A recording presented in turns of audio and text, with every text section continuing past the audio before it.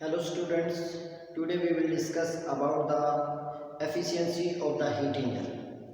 तो previous lecture में student हमने डिस्कस किया था हीट इंजन के बारे में, सेकेंड लॉ ऑफ थर्मोडायनामिक्स की हमने बात की थी।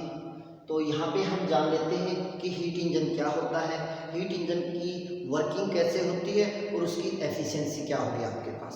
ओके, तो सबसे पहले हमने पहले भी पढ़ चुके हैं, heat engine is a device which is use to convert the heat energy into mechanical energy और मैकेनिकल वर्क। आपके पास इसका प्रिंसिपल क्या होता है, इसकी वर्किंग क्या होती है, इसको समझने के लिए हम इसके डिफरेंट कंपोनेंट के बारे में बात करते हैं। ये देखिएगा, यहाँ पे हमने ये हीट इंजन बना रखा है आपके पास, उसके डिफरेंट कंपोनेंट आपके पास दिखा रखे हैं। पहले है आपके पास source which is kept at temperature T1 या हायर टेम्परेचर।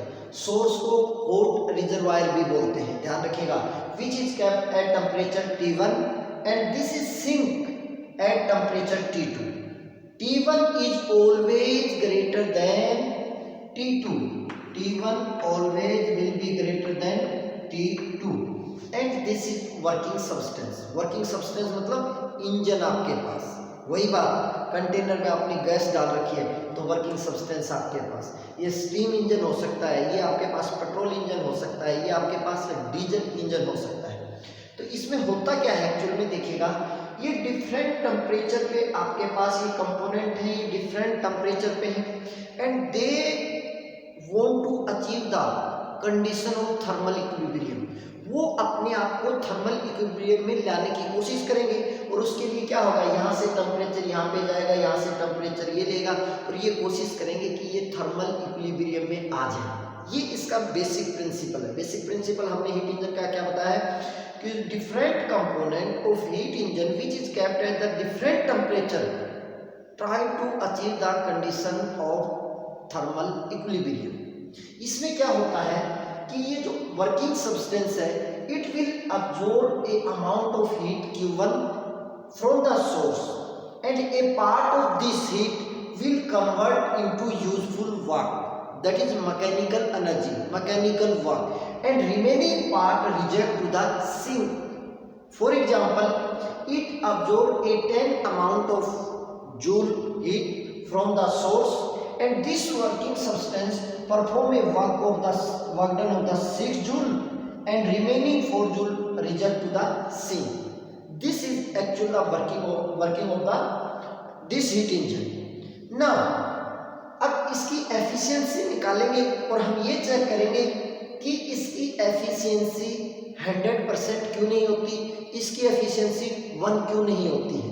तो देखिएगा जी, ये आपके पास आप अगर ये समझोगे, ये वर्किंग सब्सटेंस यहाँ से हीट अब्जॉर्ब करता है, इसका कुछ पार्ट वर्क डन में कन्वर्ट कर देगा और रिमेनिंग अमाउंट ऑफ हीट अगर सिंक को रिजेक्ट नहीं करेगा तो क्या होगा, अगर ये रिमेनिंग अमाउंट सिंक को नहीं देगा तो इसकी टेम्परेचर, इसका टेम्परेचर कंटिन्यूअसली इंक्रीज होता जाएगा।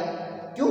क्योंकि कुछ वर्क डन में कन्वर्ट होता है, कुछ अपने पास रख रहा है, अपने पास रखता है तो इसकी इंटरनल एनर्जी इंक्रीज होती जाएगी, इसका टेम्परेचर इंक्रीज होता जाएगा और एक टाइम ऐसा आएगा इसका और इसका टेम्परेचर सेम हो जाएगा। अगर इन दोनों का टेम्परेचर सेम हो जाएगा तो heat can not flow from A high temperature if both are at the same temperature. Heat can only flow from high temperature to low temperature. तो हमें इसका टेम्परेचर हमेशा मेंटेन रखना है। तो ये क्या करेगा, अपनी हीट को इधर देगा, अपनी हीट को इधर देगा तो फिर ये ईच साइकिल में W वर्क डन करेगा, कुछ हीट इसे देगा, दोबारा यहाँ से हीट लेगा, कुछ वर्क डन करेगा, कुछ हीट इधर दे देगा।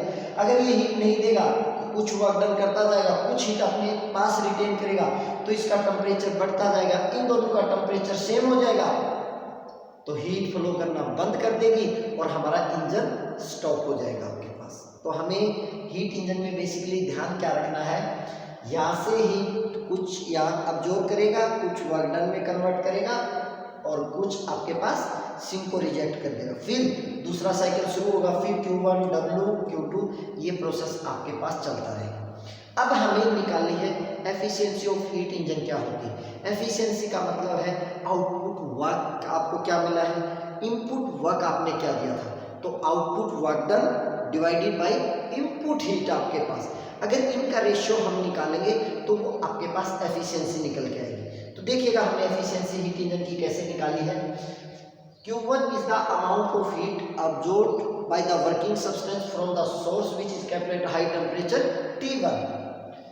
Q2 amount of heat rejected to the sink, and W is the mechanical work performed in each cycle. Mechanical energy converted by working substance into useful work आपके पास। अब देखिएगा जी, हमने एक चीज बोली है, हमने कहा है कि वर्किंग सब्सटेंस Q1 हीट लेगा, कुछ वर्क डन में कुछ इधर दे देगा, अपने पास कुछ भी नहीं रखेगा। तो हर साइकिल में जब ईच साइकिल कंप्लीट होगा तो इसका टेम्परेचर वही रहेगा। There is no change in temperature, temperature में चेंज नहीं होगा तो इंटरनल एनर्जी में भी चेंज नहीं होगा। इंटरनल एनर्जी में चेंज नहीं होगा तो चेंज इन इंटरनल एनर्जी हम क्या रख सकते हैं, जीरो बोल सकते हैं। तो इंटरनल एनर्जी वर्किंग सब्सटेंस की क्या रहेगी, कांस्टेंट। तो आपको ये क्वेश्चन ध्यान रखना है जी, पूछा जा सकता है कभी आपसे, कोई एयरफोर्स का टेस्ट हो, नेवी का टेस्ट हो, उसमें पूछा जा सकता है कि जो वर्किंग सब्सटेंस के आपके पास इंटरनल एनर्जी क्या होती है। तो आप बताओ कि वर्किंग सब्सटेंस की इंटरनल एनर्जी हमेशा कांस्टेंट रहती है। क्यों? क्योंकि ईच साइकिल में आपके पास कुछ वर्क डन करवा देता है, वो कुछ सिंक को दे देता है, अपने पास कोई हीट नहीं रखता, उसका टेम्परेचर नहीं बढ़ेगा, टेम्परेचर नहीं बढ़ेगा तो उसकी इंटरनल एनर्जी चेंज नहीं होती। आप देखिएगा according to first law of thermodynamic हमने पढ़ा है delta Q equal to du plus delta W भी हम लिख सकते थे। ध्यान रखिएगा इंटरनल एनर्जी के साथ डिफरेंशियल वाला D आएगा और वर्क डन और हीट के साथ आप डेल्टा यूज करोगे, डेल्टा। तो जो डेल्टा और डी में थोड़ा सा डिफरेंस मैं आपको बता देता हूँ। जो आपके पास पाथ फंक्शन होते हैं, अगर सिस्टम पाथ पे डिपेंड करता है, सिस्टम का जो आउटपुट मिलता है वो पाथ पे डिपेंड करता है, तो उसको बोलते हैं इनएग्जैक्ट डिफरेंशियल, और उसको हम डेल्टा ऐसे या ऐसे आप दिखाते हैं। और जो इनिशियल और फाइनल स्टेट पे डिपेंड करता है, पाथ पे डिपेंड नहीं करता, उसको बोलते हैं एग्जैक्ट डिफरेंशियल, और उसको हम दिखाते हैं डी से।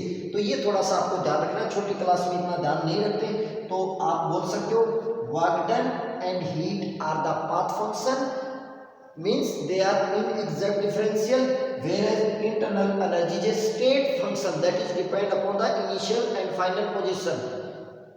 Result depend upon the initial and final position of system. That's why exact differential and represented by D आपके पास। अब देखिएगा according to first law of thermodynamic ये स्टेटमेंट हमने पढ़ी थी। अब हमने क्या बोला है, the temperature of working substance remains same in each cycle, so there is no change in temperature. If there is no change in temperature, then there is no change in internal energy. तो internal energy working substance की क्या रहेगी आपके पास, zero, constant. तो आपके पास आपने internal energy को यहाँ पे जीरो कर दिया है, तो डेल्टा Q किसके बराबर आ गया, W कितना वर्क डन है आपके पास, इतनी हीट नहीं थी, इतनी इसको दे दी, बची हुई किसमें कन्वर्ट होगी, वर्क डन, क्योंकि अपने पास तो कुछ ही नहीं रख रहा। तो हमें पता है Q1 इधर चलेगी तो इधर कितनी बच गई, Q1 माइनस Q2। तो ये आपके पास वर्क डन आपके पास ये आ गया यूजफुल वर्क डन। अब हमने एफिशिएंसी ऑफ हीट इंजन ईटा से हमने इसको दिखाया है, तो आप देखोगे mechanical work done that is output और इनपुट हीट ये आपके पास जो अब्जॉर्ब की थी, तो work done output divided by Q1, work done आपके पास ये वाला था, तो आपके पास यहाँ रखोगे तो 1 माइनस Q2 बाई Q1। इसको टेम्परेचर की फॉर्म में मोस्टली जब ये पूछा जाता है एग्जाम में तो टेम्परेचर दिया जाता है आपको, this is the temperature of source, this is the temperature of sinks, find the efficiency of heat engine. तो आपको कुछ नहीं करना, Q1 और Q2 को T1 और T2 से आपको रिप्लेस करना है। तो ये फॉर्मूला आपको बहुत अच्छे से ध्यान होना चाहिए, और कई बार न्यूमेरिकल जो पूछी जाती है वो टेम्परेचर वाले पे पूछी जाती है, आपको अच्छे से ध्यान रखना है। आपको ये भी नहीं बोलना है कि T1 ऊपर आएगा कि T2 ऊपर आएगा, आपको पता है ये एफिशिएंसी आपके पास पॉजिटिव चीज निकल के आती है। अगर यहाँ ऊपर T1 करोगे तो T1 T2 T2 minus T1, ऊपर की टर्म नेगेटिव हो जाएगी, हमें नेगेटिव से कोई मतलब नहीं है। तो हमें पता है सोर्स का टेम्परेचर हमेशा हाई होता है, तो T1 आपके पास हमेशा और हमेशा डिनोमिनेटर में आएगी, ये आपको ध्यान रखना है। तो ये एफिशिएंसी का फॉर्मूला आपको ध्यान रखना है। कई बार पेपर में आपसे 2 मार्क्स का पूछा जा सकता है, is it possible the efficiency of heat engine is 100%। or the efficiency of heat engine is exactly 1. Is it possible? तो आप कहोगे no, the efficiency of the heat engine never be 1 or 100%. If it is possible 100%, it is possible only when this factor Q2 will be 0, means amount of heat rejected to the sink is 0. If it possible, then some of amount of work done converted in work done, some amount of it work done, and some retaining by working substance. If continuously some amount of heat retained by the working substance, then its temperature is continuously will increase, and at a time the temperature of working substance and source becomes equal and system stop to work. It means हम कहते हैं कि इसकी efficiency possible सिर्फ एक ही case में हो सकती है, जब आपके पास Q2 0 या आपके पास T2 0 हो। अगर ऐसा होगा तो हमारे पास केल्विन लॉ की जो स्टेटमेंट है वो भी गलत हो जाएगी, क्योंकि हमने पढ़ा था केल्विन लॉ में, हमने पढ़ा था अभी तक ऐसा कोई हीट इंजन नहीं बना है उसको जितनी भी हीट आप दोगे और वो सारी की सारी वर्क डन में कन्वर्ट कर देगा। तो अगर नहीं कर सकता, वो पॉसिबल नहीं है, तो हमने कहा एफिशिएंसी भी पॉसिबल नहीं है आपके पास। अगर एफिशिएंसी तो हम क्या कहेंगे, the efficiency of the heat engine is always less than 1 और लेस देन 100%। तो स्टूडेंट्स इसमें आपको थोड़ा सा ध्यान रखना है, जो मेनली मैं बता रहा हूँ हमने आज डिस्कस किया है वर्किंग सब्सटेंस का प्रिंसिपल क्या होता है। सीधी सी बात है, डिफरेंट टेम्परेचर पे रखें, they try to achieve the condition of thermal equilibrium. फिर हमने क्या कहा, सोर्स से कुछ हीट वर्किंग सब्सटेंस लेगा, कुछ वर्क डन में कन्वर्ट कर देगा, कुछ इधर रिजेक्ट कर देगा आपके पास। इसका मतलब ईच साइकिल में इसके टेम्परेचर में कोई चेंज नहीं आएगा, ईच साइकिल में डब्ल्यू वर्क डन बनेगा, इसके टेम्परेचर में चेंज नहीं आएगा, तो इंटरनल एनर्जी आपके पास जीरो हो जाएगी, चेंज जीरो हो जाएगा। यहाँ पे हमने फर्स्ट लॉ के स्टेटमेंट में जीरो रख दिया है। ये आपके पास वर्क डन आ गया, एफिशिएंसी ऑफ आउटपुट बटे इनपुट, आउटपुट क्या मिला आपके पास W Q1 minus Q2 divided by input क्या था Q1, उसका रेशियो दिया। बस आपको यहाँ ध्यान रखना है, न्यूमेरिकल के लिए कॉलेज लेवल पे आपको ये ध्यान रखना होता है। और आपसे पूछा जा सकता है 1 नंबर 2 नंबर में कि is it possible the efficiency of heat engine is 100% और 1, और ये भी पूछा जा सकता है why the efficiency of the heat engine is never 1 और 100%, then you should explain in a proper manner. Thank you student, thank you so much.